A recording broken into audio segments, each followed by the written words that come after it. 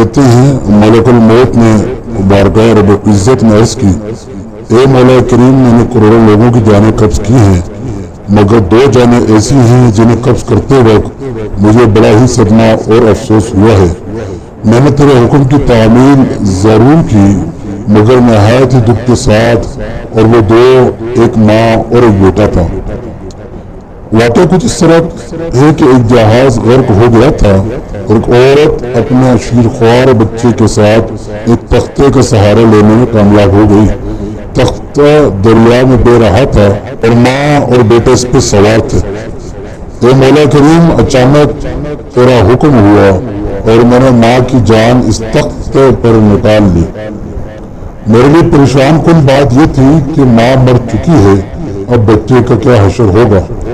بچہ ایک ٹوٹے ہوئے تختے پر سوار ہے اور تختہ ہر آن پانی کی لہروں کے ٹکڑے کھا رہا ہے جو کسی وقت بھی کسی تیز لہر کی زد میں آ کر الٹ سکتا ہے۔ بچے کے لیے نہ خوراک کا انتظام ہے نہ کسی نگران کا بندوبست ہے۔ دریا کے کنارے دھوبی کپڑے دھو رہے تھے، اچانک کسی کی اس بچے پر نظر پڑی تو تختے کو کھینچ کر لائے۔ بڑے حیران ہوئے کہ ماں مر چکی ہے، بچہ بھی یار مددگار تخت پر زندہ و سلامت موجود ہے۔ وہ لوگ اس بچے کو اپنے سردار کے پاس لے گئے۔ سردار بیچارہ بے اولاد تھا۔ سردار خوبصورت بچہ دیکھ کر اس پر دل آ گیا اور سردار نے بچے کو اپنی نگرانی میں لے کر اسے اپنا بیٹا بنا لیا۔ یہ بچہ 8-9 سال کی عمر کا تھا، اپنے ساتھی بچوں کے ساتھ کھیل رہا تھا۔ اتنے میں بادشاہ وقت کی سواری کی آمد کا شور اٹھا۔ سب لوگ ادھر ادھر بھاگ گئے مگر یہ بچہ سڑک پر اکیلا کھڑا رہا۔ بادشاہ کی سواری گزر گئی، اس کے پیچھے اس کا عملہ پیدل آ رہا تھا۔ ان میں سے ایک سپاہی کو رستے میں سے سرمے کی پڑیا مل گئی۔ اتفاق سے اس بچے کی نظر بہت کمزور تھی اور سرمے کی اسے بہت ضرورت بھی تھی، لہذا اس نے وہ سرما بحفاظت اپنے پاس رکھ لیا۔ آنکھوں میں لگانے سے پہلے سے خیال آیا یہ سرما کوئی تکلیف نہ پہنچائے، لگانے سے پہلے کسی دوسرے شخص پر آزما لینا چاہیے۔ قریب ہی وہ بچہ کھڑا تھا، اس نے اس بچے پر آزمانا چاہا۔ بچے نے سرما اپنی آنکھوں پر لگا لیا مگر جو ہی سرما اس نے لگایا اسے زمین کی تہہ میں موجود چیزیں بھی نظر آنے لگی۔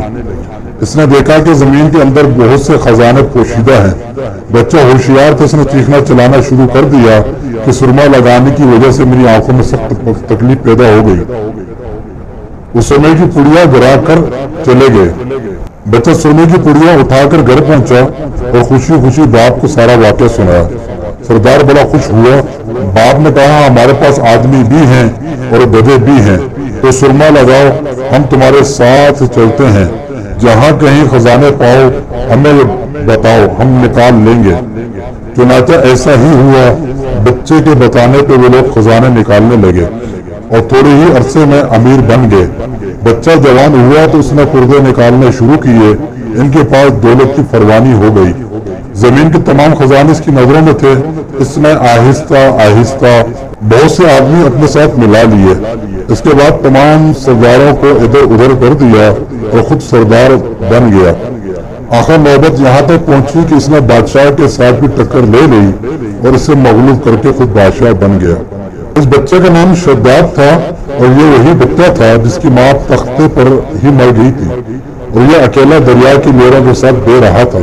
کہتے ہیں کہ جب یہ برسر اقتدار آیا اس نے حکم دیا کہ ایک ایسا کمال درجے کا شہر آباد کیا جائے جس کی ایک اینٹ سونے کی ہو دوسری چاندی کی ہو، اس میں ایک عالی شان باغ ہو جس میں دنیا کی ہر چیز میسر ہو۔ جو شہر ہر لحاظ سے مکمل ہو گیا تو شداد نے ارادہ کیا کہ جا کر اس شہر کا نظارہ کیا جائے۔ چنانچہ وہ شہر کو دیکھنے نکلا۔ ابھی وہ دروازے تک ہی پہنچا تھا کہ ملک الموت کو حکم ہوا، اس نے وہیں اس کی روح قبض کر لی۔ اسے اتنا موقع بھی نہ دیا کہ اپنے بے مثال باغ کو ایک نظر دیکھ سکے۔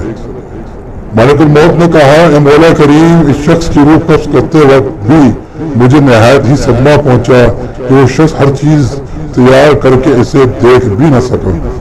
اللہ تعالیٰ نے فرمایا یہ وہی بچہ ہے جس کی ماں تختے پر مر گئی تھی اور اس پہ تجھے ترس آیا تھا اس بچے نے بڑے ہو کر نافرمانی کی، خدا کے حکم سے بغاوت کی اور سرکشی اختیار کی، مگر ہم نے اسے خود ساختہ جنت میں قدم رکھنے کی مہلت بھی نہ دی اور اسے باہر ہی ہلاک کر دیا۔ جنت کے بارے میں مشہور ہے، وہ دنیا میں موجود ہے مگر انسانوں کی نظر سے اوجھل ہے۔ امیر معاویہ رضی اللہ تعالیٰ کے زمانے میں ایک صحابی کا اونٹ گم ہو گیا تھا۔ وہ اونٹ کی تلاش میں کہیں اس علاقے میں جا نکلا تو اللہ تعالیٰ نے اسے وہ سب کچھ دکھلا دیا تھا اور وہ صحابی وہاں کی کوئی نشانی بھی ساتھ لایا تھا۔ اس صحابی نے یہ واقعہ امیر معاویہ رضی اللہ تعالیٰ کے پاس بیان کیا۔ انہوں نے کافی تلاش کرایا مگر کسی کو جنت نہیں ملی اور اسے اللہ تعالیٰ نے پوشیدہ کر دیا۔